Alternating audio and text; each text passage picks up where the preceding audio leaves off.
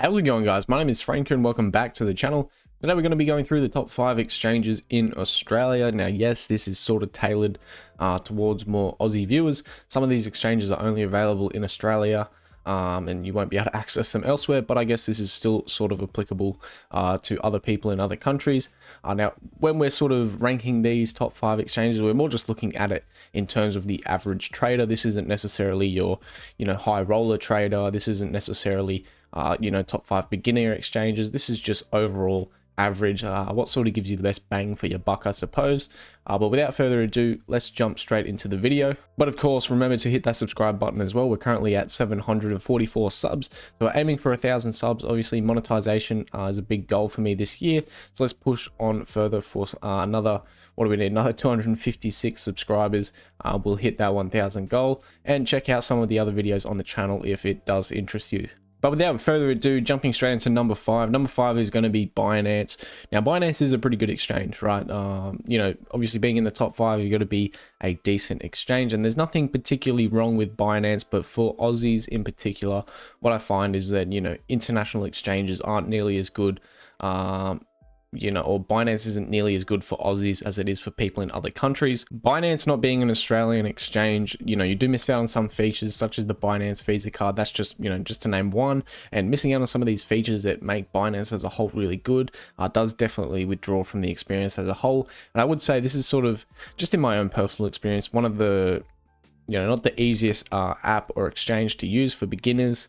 I find a lot of other apps and exchanges a lot easier to use, and Binance has just been one that I haven't really gotten into and enjoyed using, and I think it does come back to largely being a massive US exchange, right? When you're using a US exchange, it's designed for US users, and Australia sort of just seems like a second thought in the case of Binance. Now, coming in at number 4 is going to be crypto.com. Now, yes, this is also a foreign exchange, essentially. These guys are based in, I think it's like Singapore or something like that, but pretty well like similar to Binance in the sense that, yes, it is a foreign exchange, but these guys are far more hands-on with Australia. I've found you've got a lot more access to a lot of their rewards programs and features such as the Visa card program, rewards plus, cashback perks, all those different things that are available in different countries are also available in Australia. But the main drawback for crypto.com, in my opinion, is that this isn't probably the one you're going to be doing most of your trading on.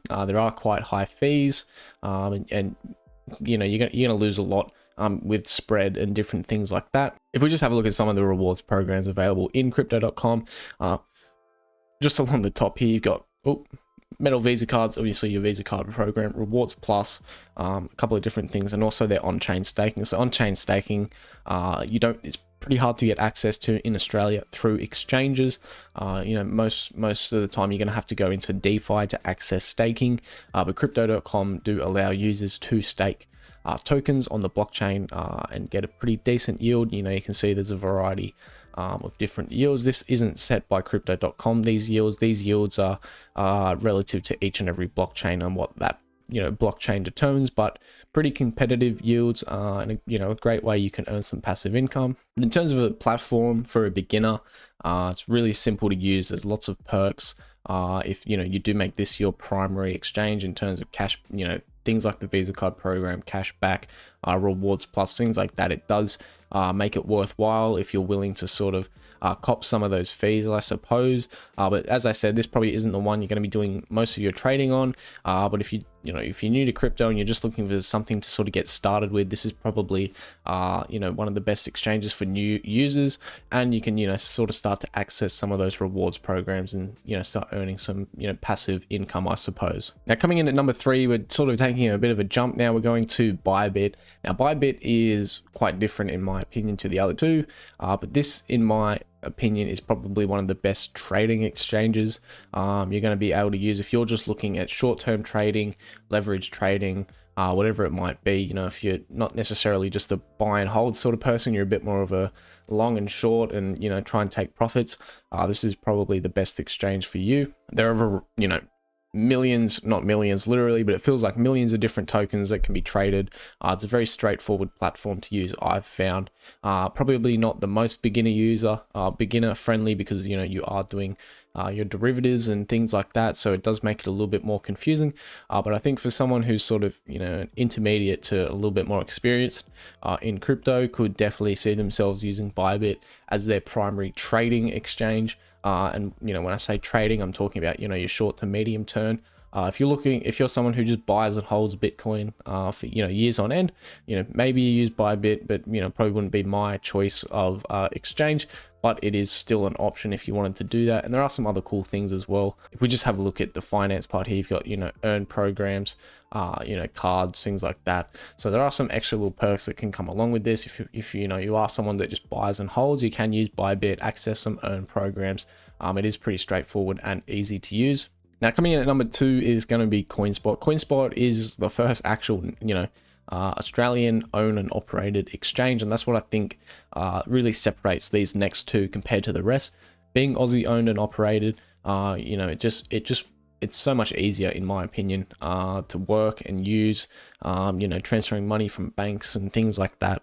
It's super competitive, and these guys have been around in the game for quite a long time. I think they were founded in 2011.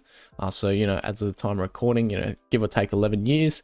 So I guess they've sort of proved themselves with time. Going through multiple bear markets, things like that, is a good sign. And obviously, if we scroll down, I think the big thing with these ones is they're very transparent, these Aussie exchanges, about what sort of fees and things you get. If we have a look at the fees section, you can see you do get an instant buy swap sell 1% fee, which is very, very competitive. That's what most people are going to be using. And of course, if you're depositing through, your pay ID or, just basically your bank account, they are free.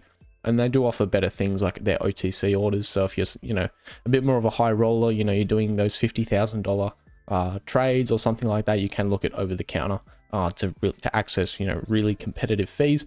But the big thing is, ultimately, in my opinion, is these guys, as I said, Aussie owned and operated. So as an Australian looking for an exchange, this is sort of ideal, in my opinion. It'll fit into, all your other Aussie things, right? Your banks, withdrawing, transferring, all that, super straightforward. All right, and last but not least, my number one exchange for people in Australia is going to be Swyftx. These guys are sort of a little bit ahead of the game, in my opinion. They're quite a new exchange, but they've really come out with super competitive fees. Really simple to use app and exchange.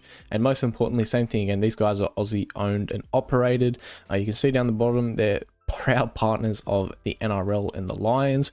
For those of you that are sports fans, so they're quite involved, in trying to get their name out in Australia and New Zealand. But most importantly, I think these guys just offer, sort of like Coinspot, a pretty straightforward experience when it comes to buying and selling cryptocurrencies. If you have a look at their fees, this is sort of what puts them ahead of Coinspot, in my opinion.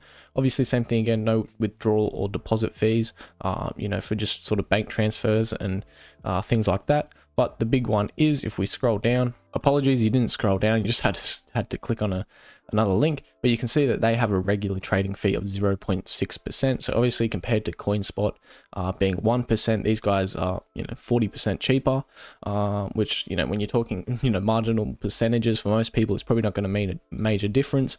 But for for people, I guess, trading large sums of money, this is really important to get the maximum, when you're buying and selling, basically buying the maximum amount and selling with as little fees as possible. And you can see they actually have a tiered system.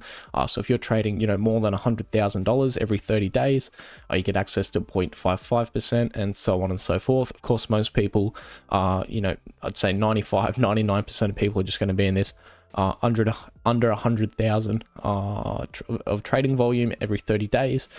So you're just going to be running at 0.6%, but I suppose there is that better option as well, all the way down to 0.1% if you're trading over $6 million every 30 days. That is kind of crazy. Perhaps maybe more so for businesses or something like that. I'm not really sure who is getting access to that, but I'm sure there are people out there. And same thing again, they do offer like OTC trades. So if you're looking to order over 50,000 Aussie dollars, you can go through that over the counter transaction, which is handy to have for people. Same thing again, looking to do large orders and execute them. And the other thing is with Swyftx that I find them to be most competitive. This isn't something I can necessarily prove because it's hard to prove, but it's their spreads. They have really tight spreads. So that the spread is basically the difference between the buy price and the sell price. So typically your buy price is going to be slightly higher and your sell price is going to be slightly lower. So just for example, you might be able to buy Bitcoin at 100,000 Aussie dollars, but then if you were to go to sell it, the sell price might be 99,000, right? So it's just sort of a way of exchanges protecting themselves. But if you guys are curious, just have a read to this. But you can see they do have pretty competitive spreads. That's something they really boast about. You won't hear many other exchanges talk about their spreads because it's sort of a secret hidden fee in most cases. People, if you don't disclose your spread, most people are none the wiser to it. But Swyftx, on the other hand, they're very transparent. You can see your larger cryptocurrencies like Bitcoin that probably have far higher volumes have pretty low spreads. And then if you scroll down, you look at more and more niche cryptocurrencies will have larger spreads, right? Because there's less people trading it. And then in order to execute trades, they need to have that larger spread to make it work. Like Coinspot have a full frequently asked questions on their spread. Why is there a difference between buy and sell price? Here's a bit of an example, right? Like I don't know what that is as a percentage. It might be like 1 or 2%. But like the spreads are generally pretty close. But you'll see, if you can find another exchange that openly discloses what their spread is at any given point, like that is really impressive in my opinion. And ultimately at the end of the day, when you're buying and selling cryptocurrencies, the average person is just going to want to get the most bang for their buck.